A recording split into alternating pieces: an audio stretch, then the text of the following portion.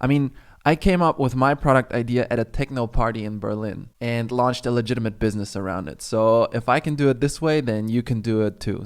What's up, everybody? Thank you very much for tuning back in. My name is Erik, and I just wanted to share that I have officially become a founder this year. I've proudly announced it on my LinkedIn while still holding down a full-time job, so that was quite funny. I want to talk to you today a little bit about starting your own business.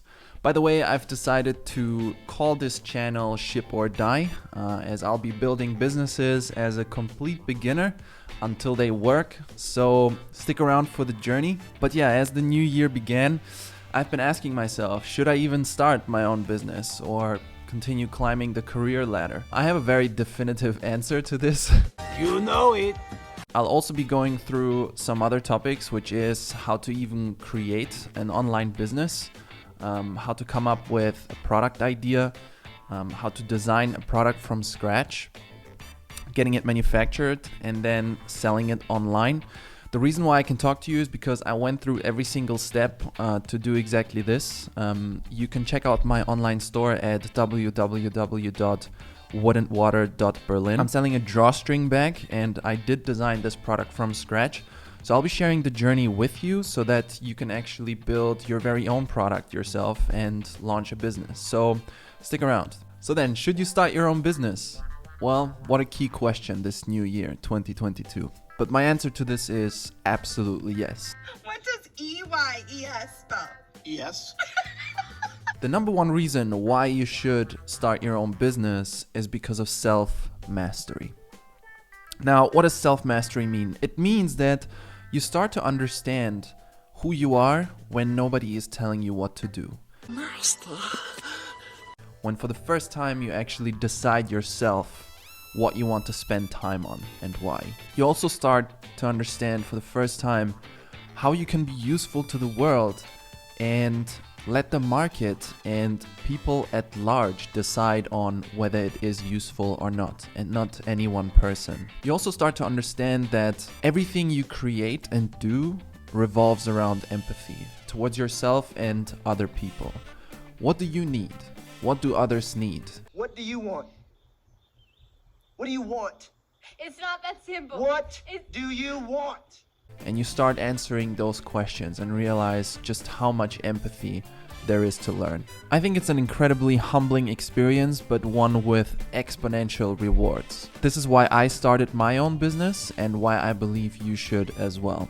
Because otherwise you will forever remain at the mercy of a master. So this year I launched my very first online company without any prior experience. I know some of these words. So if I can do it, creating my own product and launching it online, then you can definitely do it too. So here are the steps that I took. Number one, you can come up with a product idea wherever you are. I mean, I came up with my product idea at a techno party in Berlin and launched a legitimate business around it. So if I can do it this way, then you can do it too. Do it too, man. So here's what happened. I was at a party with a friend of mine and asked for a cigarette. And he took down his drawstring bag, which looks something like this, opened it up and looked for his tobacco. He quickly realized that he couldn't find his tobacco and rollies, so he started complaining that, he hates these drawstring bags because he can never find anything in them. And I said, wouldn't it be cool if there were like pockets on the inside so you can find your stuff whenever you need it, the small stuff that usually gets lost? And he said, dude, I would pay money for this. Ching, ching. So that was the night my product idea was born. That's exactly 2 years ago. So I've decided to create a drawstring bags with pockets on the inside. The underlying principle here is that you create value whenever you solve a problem. And you can create a lot of value when you solve very painful problems. Painful. All you really have to do is look around and find a painful problem that you would like to solve. And there are problems everywhere. 2, you have to differentiate yourself from the competitors. So when you came up with your product idea or a product that you would like to improve, check out other problems around that meta problem. This is totally meta.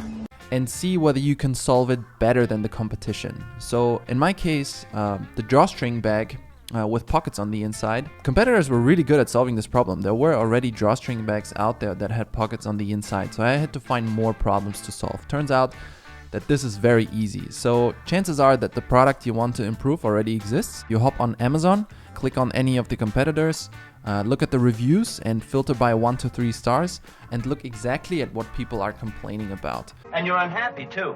And when you're unhappy, I'm unhappy.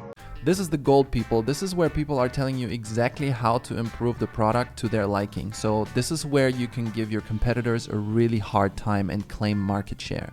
Meanwhile, if I can grab your share in a market... So in my case, what happened was people complained a lot about the strings being too thin, cutting into the shoulders, making it really painful. People also complained about the fabric being too thin, meaning that whenever you put any sharp objects inside of the bag, they would poke right through, or even worse, people also complained about the bag ripping whenever they put their laptop in or their bottles, glass bottles. So this is where things even get dangerous. Dangerous. So clearly there's more things to do around these drawstring bags, and this is how I decided to continue along the route of creating a drawstring bag with better and improved features. So the key is to find more of your customers' problems and solve them better than the competition. Mine better than yours, but it's not a competition. Remember that. 3. Finding a manufacturer these days is easier than ever before. Now, when you have your product and the problems you would like to solve better than the competition, what you have to do is create a high quality prototype. You might be wondering, how do I get that?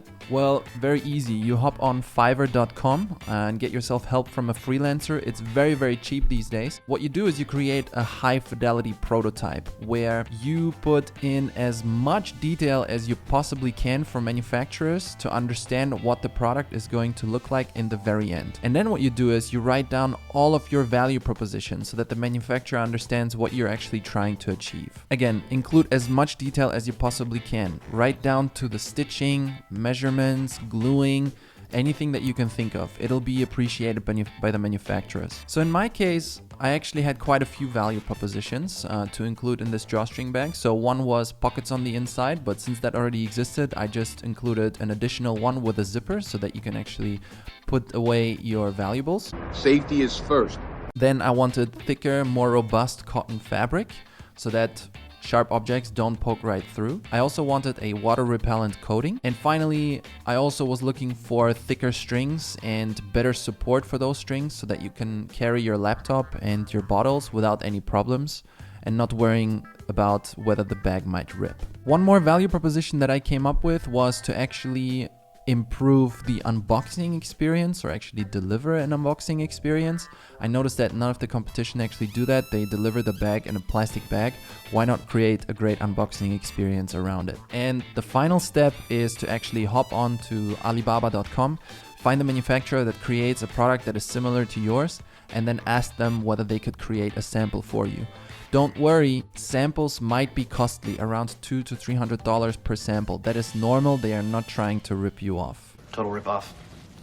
Once you have your product sample, you need to find yourself a photographer, either near you, or you can also hop on Fiverr.com and find yourself a photographer. You'll send them their sample and they'll take really great pictures. Now, in terms of the quality of the pictures, you need to aim at least the same quality as Amazon because they are the ones setting the standard. You need to showcase every single value proposition that you have for your product in a high quality. So once you have your product pictures, hop over to GoDaddy.com, and that's when you're gonna find a very memorable URL for your online store. And don't worry, domains are really cheap these days.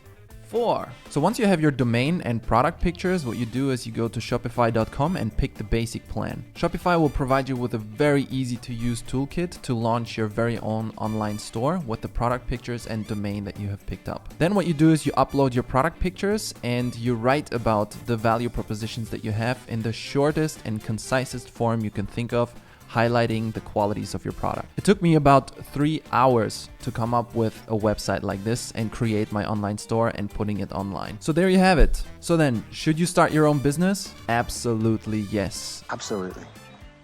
All you have to do is find a painful problem to solve and solve it better than the competition. You can outsource most of your work to manufacturers on Alibaba.com, freelancers on Fiverr.com, or even a domain on GoDaddy.com, and building the online store on Shopify.com. So most of the work is done for you. For the online store, I most definitely recommend Shopify. They are not sponsoring this video, but I found their platform amazing. They provide you with an entire toolkit for the website development and also for the payment options, which is fantastic. If you enjoy this kind of content, leave a like and subscribe to my channel. Leave in the comments what you would like to see in upcoming videos, and I'll respond to your questions and topics. Other than this, the next video will be about showing you my online store and what I've built so far. I will then put a very critical eye on my own store and critique it myself to see how I can improve it to start the sales and marketing. And what I'll then do is I'll get professional help and actually have them give me feedback and advice on how I can improve my store to make sure I will sell those bags and my product. So see you in the next episode.